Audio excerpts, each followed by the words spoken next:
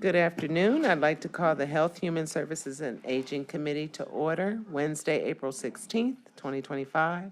It's currently 1 o'clock. Madam Clerk, can you call the roll, please?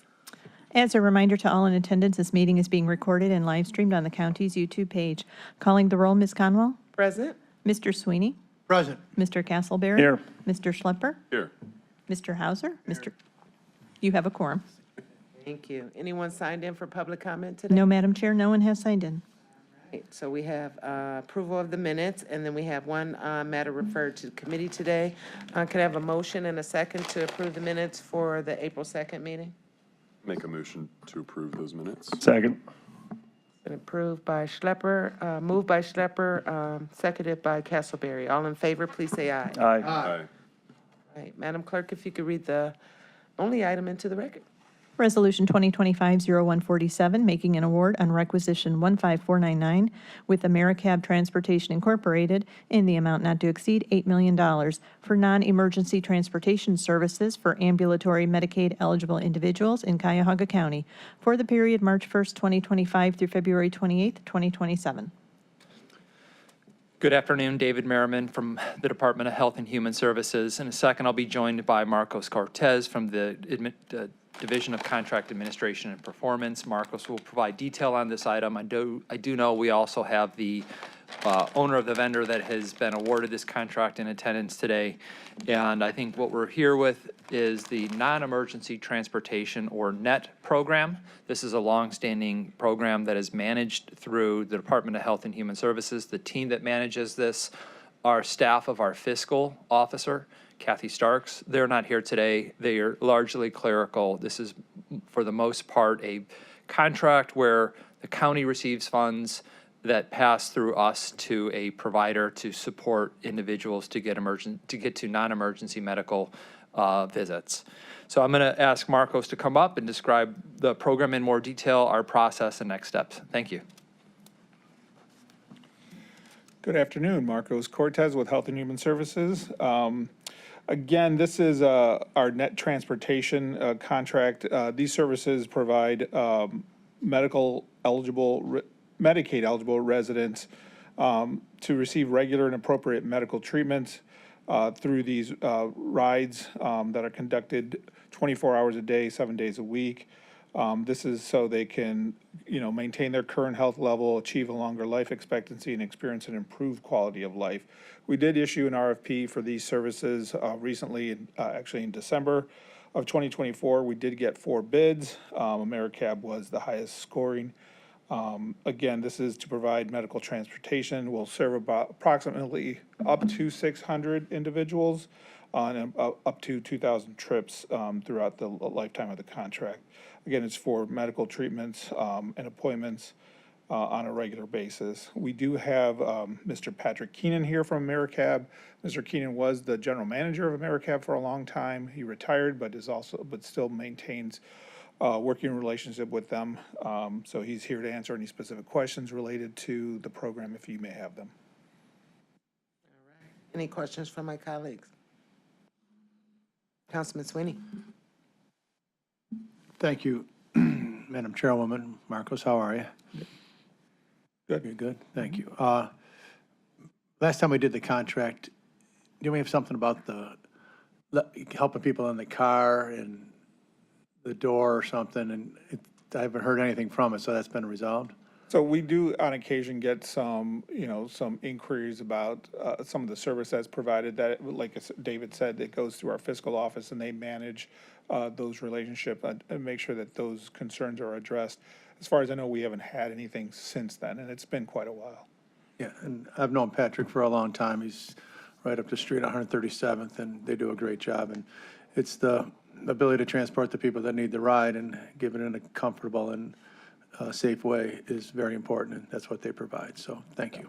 Yeah, we've had a long-term relationship with AmeriCab for this program, and we do issue an RFP pretty regularly for this, and they do always come out on top, not because they are the ones doing it, but because they are always the best proposal that we've gotten, and those are usually reviewed by different people at different times. Councilman? Hi there. Just through the chair. I wanted to look just a little bit at the numbers. So we're talking about $8 million here, and you said about 2,000 rides per year. Is that accurate?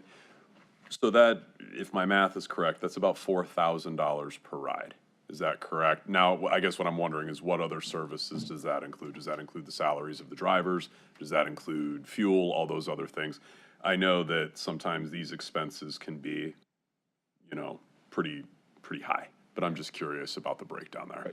So the way it actually is billed is per ride. There is a rate per ride that we incorporate into this contract, and that rate is encompassing all of the different aspects of the program, like you said, salaries, fuel, the maintenance of the vehicles. So it incorporates a lot of the different things that go into providing this service.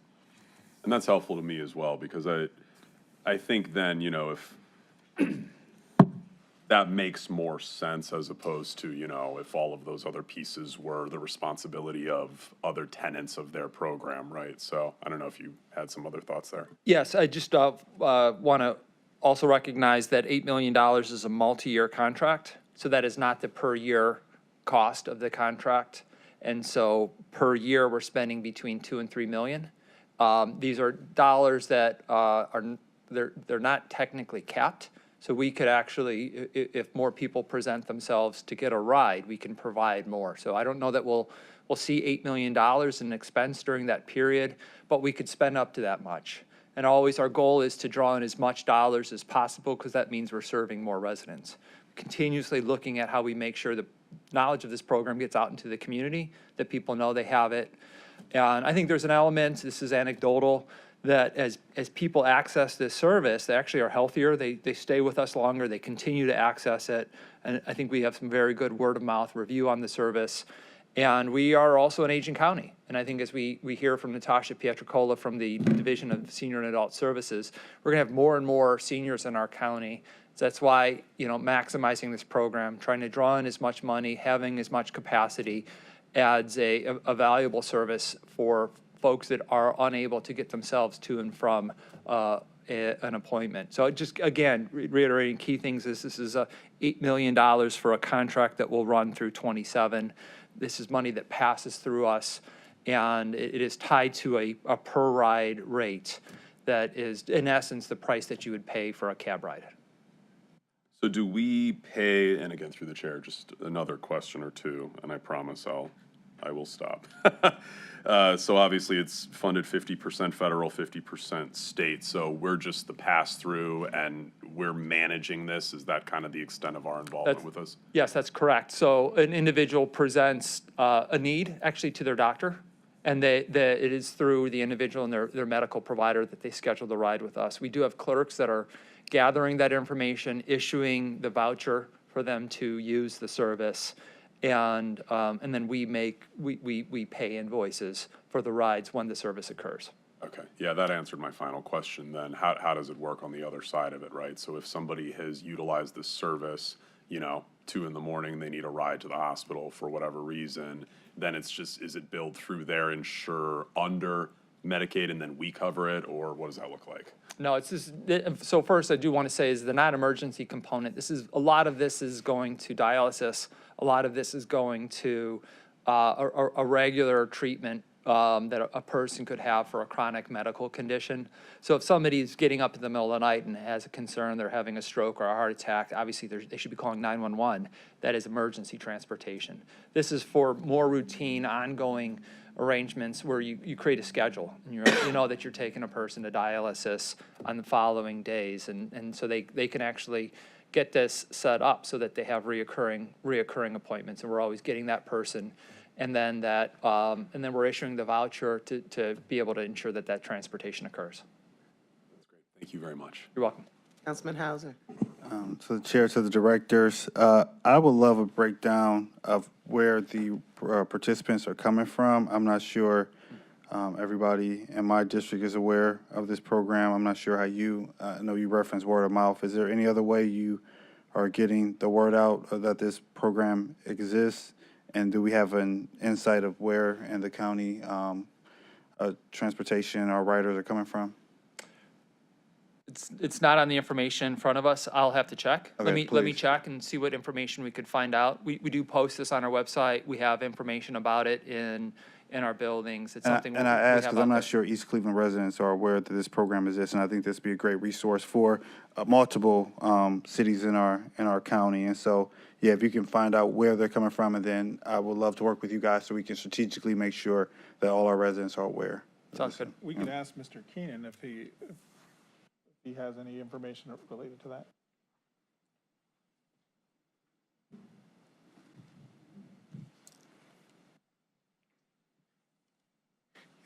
Good afternoon. Patrick Keenan, former general manager and still affiliated with AmeriCab. What was the question again? I was asking, could we get a breakdown of what cities or areas that participants of the NET program are coming from? And then I offered a partnership in helping getting the word out so that all of our residents are aware that this program exists. Oh, certainly we can get a list to you of all the clients and what cities the trips originate in. Please. And we would welcome the opportunity to grow. We have the ability to grow with it. We've peaked out at one time with 15,000 trips. It's now down around 11,000 a month. So yeah, we have the wherewithal to handle any increase that might occur. So if we could assist in any way getting the word out, it would be beneficial. And for clarity, they only have to be Medicaid eligible to participate in this program? That's my understanding, yes. Recognize one thing. I think they have to be on Medicaid. On is- Medicaid. Is my memory, but we'll confirm that. Please. Because Medicaid eligible and actually being active in Medicaid. Okay, are because it says potentially different eligible things. it says, okay. Well, Be let's sure confirm for it. me, We'll confirm it. so we know who we target. Yep. Okay. Thank you. I do want to reiterate that Director Merriman's correct, that this is an up to amount, the $8 million. We've never actually spent out the entire value of the contract. So we could grow, for sure. Okay, Marcos, can we make sure that the whole committee gets the breakdown of where the clients come from or originate from? Absolutely. Which districts?